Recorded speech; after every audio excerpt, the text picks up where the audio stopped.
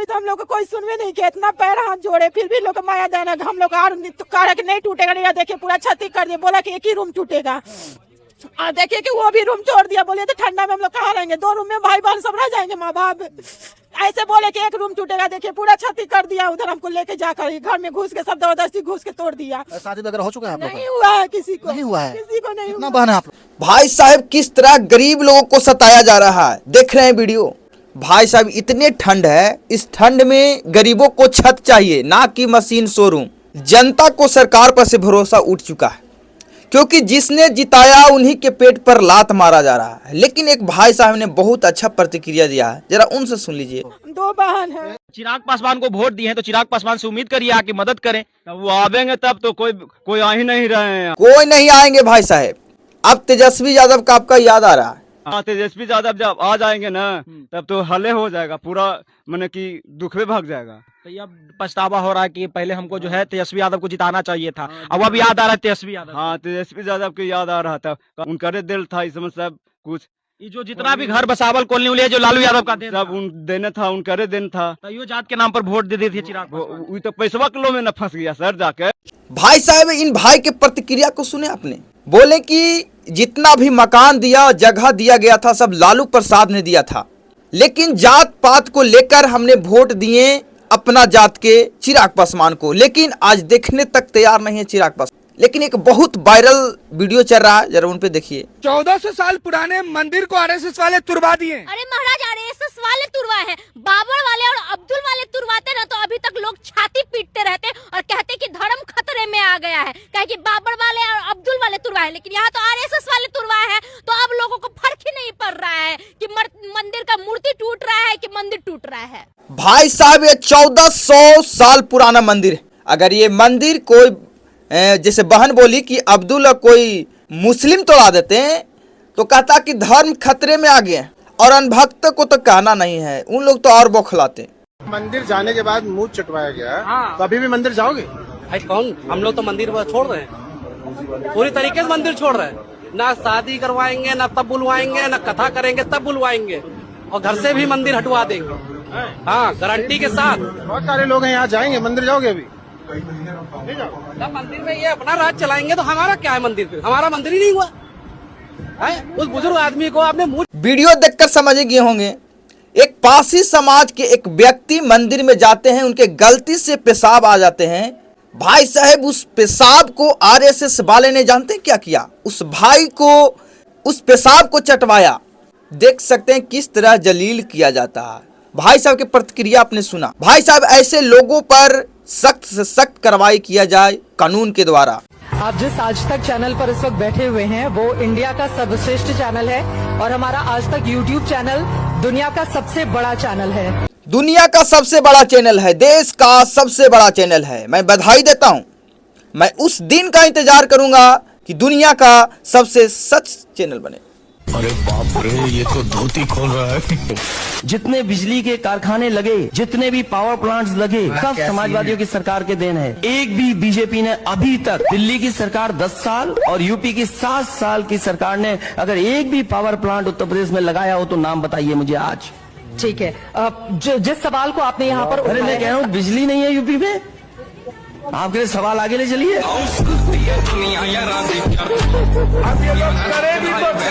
अरे ये जितने लोग बोल रहे हैं इसमें सबसे पढ़ा लिखा आदमी ये लग रहा है मुझे। एक पावर प्लांट बताइए जो बीजेपी ने लगाया हो, एक पावर प्लांट प्लीज, इसमें कोई एक पावर प्लांट बता दे मुझे जो लगाया हो। ठीक है सर, प्लीज सर, आप लोग एक मिनट, नहीं, एक पावर प्लांट लगाओ तो बता दो प्लीज। आप बैठ जाएं, आप हमारे बीजेपी के समर्थक हो तो खुल के कहिए एक पावर प्लांट लगाया आपने, एक पावर प्लांट लगाया हो तो बता दो। मैं इतने लोगों के सामने कह रहा हूँ, और मैं नहीं कह रहा हूँ, मैं रुका हुआ हूँ। अपना व्हाट्सएप कर लो, मैसेज कर लो और मुझे दिखा दो यहाँ पर।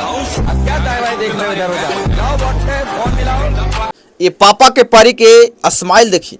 अखिलेश यादव ने देखिए किस तरह इनको रेला है। नेताजी ने सवाल किया तो उनके पास जवाब नहीं है, दांत चियारने लगी। इनको क्यों आप डेलीगेट बनाते हो? आप मैं तो बीजेपी से कहूंगा कि अपना समर्थक भेजें तो पढ़ा लिखा समर्थक भेजें। अखिलेश जी, आप मेरे सवाल का जवाब, अनपढ़ समर्थक न भेजें।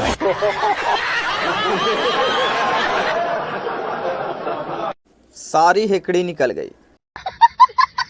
अब दोबारा नाम न लेगी इंटरव्यू लेने के लिए नेताजी को। क्या बात कर रहे हैं? प्रधानमंत्री नरेंद्र मोदी ने बड़ी खरी खरी बोली। क्या? उन्होंने कहा सदन पराजय की बौखलाहट का मैदान नहीं बने। ऐसे में यहाँ पर नारेबाजी नहीं बल्कि नीतियों पर डिस्कशन होना चाहिए। आलोक शर्मा जी, अच्छा, वास्तव में जनता भी यही उम्मीद करती है कि वहाँ पर ड्रामा नहीं बल्कि नीतियों पर चर्चा हो, जनता के मुद्दे उठाए जाए, प्रोडक्टिविटी बढ़े। अभी पता चले। आज ड्रामा तो सबसे पहले मोदी जी ने शुरू किया, सबसे गंदे मजाक के साथ। कैसे? उन्होंने कहा देखिए मौसम का मजा लीजिए, आप भी मौसम का मजा लीजिए। लोगों का सांस लेना दूभर हो रहा है और मोदी जी को मजाक सूझ रहा है। कुछ शर्म आया है? 2.5 लाख रुपए तो मीडिया के साथियों को याद आ रहे हैं कि 1 मिनट पे खर्च होते हैं, लेकिन लाखों करोड़ रुपया जब चुनाव पे बिहार में जाता है और 15,000 करोड़ की रिश्वत दे के चोरी से सरकार बनती है, वो नहीं दिखाई देता किसी को। पहले ही बॉल में 6। अब बात आ जाती है ड्रामे से हटकर डिलीवरी पर। मोदी जी ने तो 2 करोड़ रोजगार भी दे दिए होंगे, 15-15 लाख तो सभी के अकाउंट में आ ही गए होंगे। अभी 3 दर्जन के करीब मौतें लाल किले के सामने हो गई, ये भी डिलीवरी इसी सरकार की होगी। सारे घुसपैठ ये भेज दिए होंगे इन्होंने बाहर। अरे जिस देश के अंदर चित्रा जी सुप्रीम कोर्ट के चीफ जस्टिस को ऊपर जूते मारे जा रहे हो, शर्म की बात। और जूते मारने वालों के पक्ष में लोग खड़े हो जाएं, हमें डिलीवरी की बात कर रहे हैं मोदी साहब। 90 रुपए पे डॉलर चला गया, मोदी साहब ये भी विपक्ष की तरफ वजह से चला गया होगा। मुझे क्रेडिट नहीं चाहिए। 5 किलो राशन दे के देश चलाना चाहते और उसके बाद डिलीवरी की बात करते। लाखों स्कूल बंद हो गए 2014 के बाद, मोदी जी आप डिलीवरी की बात करते। मोदी जी आपको शर्म नहीं आती? तमाम संवैधानिक संस्थाओं को और लोकतंत्र के चौथे स्तंभ को मुट्ठी में कर लेने से देश नहीं चलता। छोड़ दीजिए, इससे आगे बढ़िए ना आलोक शर्मा। मुझे पता था बीच में बोल, बीजेपी का पक्ष आप कौन होता है? बीजेपी का पक्ष नहीं, जनता का पक्ष रखती हूँ मैं। आग लगा दी, आग लगा दी, आग लगा दी। बीजेपी का चश्मा लगा के रखा है, आप लोगों को हर जगह बीजेपी ही नजर आती है। दलाल दलाल, ये तो लेने के देने पड़ गए। भाई साहेब चित्रा की सारी चमचागिरी निकाल दी है लोग जी ने, देख सकते हैं। ये हंसी वाली बात नहीं है अनभक्तों, आप लोग के लिए खास करके इसे हंसी में बिल्कुल मत लेना, क्योंकि यही रियलिटी है।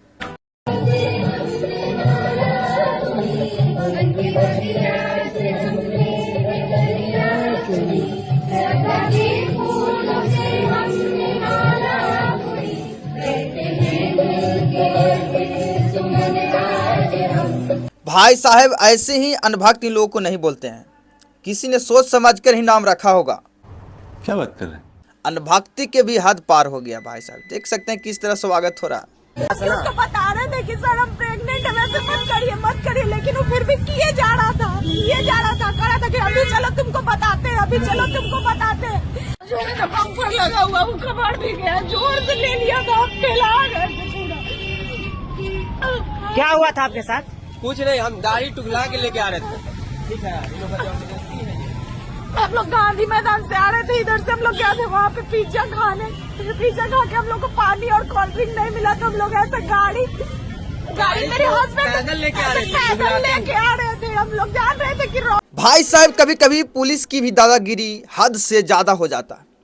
इस बहन ने बोला कि प्रेग्नेंट भी हम हैं, लेकिन देख सकते हैं वीडियो में कि किस तरह धक्के मारते जा रहे हैं। हद हो गया है भाई साहब। प्रशासन भी है जो अब बहुत गलत सलूक करने लगे हैं धीरे धीरे। आप इस पर जरूर अपना कमेंट्स जरूर करिएगा। खुद जो गुंडागर्दी की भाषा बोल रहा है, जो लोकतांत्रिक पद पे बैठा हुआ व्यक्ति मुख्यमंत्री कहलाता है ना, जो बोलता है कि ठोक दिए जाओगे, मिट्टी में मिला दिए जाओगे, जो जिस भाषा में समझेगा उसको उसी भाषा में समझाया जाएगा। अगर जनता भी उसी भाषा में इनको समझाने आ गई तो नेपाल वाली हालत हो जाएगी, इनको भागने का रास्ता नहीं मिलेगा। समझ रहे हैं कि नहीं? ये बोल रहे हैं ना, जो जिस भाषा में समझेगा उसको उसी भाषा में समझाया जाएगा। तो अगर जनता इनको उसी भाषा में समझाने आ गई तो इनका भगवा भी उतर जाएगा और ये जो है एकदम नंगे सड़क पे दौड़ेंगे। भाई साहब जनता नेता चुनते हैं अच्छे कामों के लिए कि वो हमारे लिए अच्छे काम करे, लेकिन जब नेता जब बोले, पुलिस प्रशासन को कहे कि जनता जिस भाषा में समझती है उसी भाषा में समझाओ, तो फिर जनता का क्या होगा? वोट के समय गोड़ पर गिर के पर के गोड़ लग के वोट मांगते। जब जनता वोट देकर नेता बनाते हैं उसके बाद गुंडागर्दी चालू कर देते हैं लोग। एक तो मेरा जो घर है ना, मेरे अगल बगल में सारे मुस्लिम परिवार है। मेरे घर में ईद के दिन खुद का खाना नहीं पकता था, सारे मुस्लिम परिवारों से मेरे यहाँ खाना आ जाता था। बोला जाता है कि एक जंगल में 2 शेर। अब एक शेर के तो बात सुन लिए, दूसरा शेर की भी बात सुन लीजिए। तो रुको जरा, सब्र करो। परिवारों के बीच में एक मुस्लिम परिवार सबसे सुरक्षित रहता है। मैं कहता हूँ 100 परिवारों के बीच में एक हिंदू की बात तो दूर करिए, 100 मुस्लिम परिवारों के बीच में 50 हिंदू सुरक्षित रह सकते।